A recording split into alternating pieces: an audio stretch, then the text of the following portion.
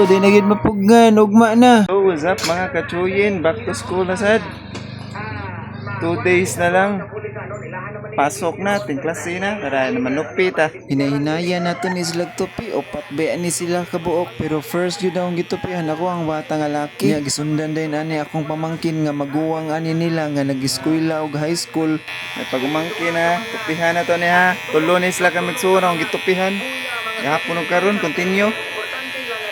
Nya mo ni ako pag umangkon nga kinamanghuran niya nga last nako na natupihan. Nya mo din ni bata aday katong 8 years old nga player sa Sipatakro nga mo cartwheel ba.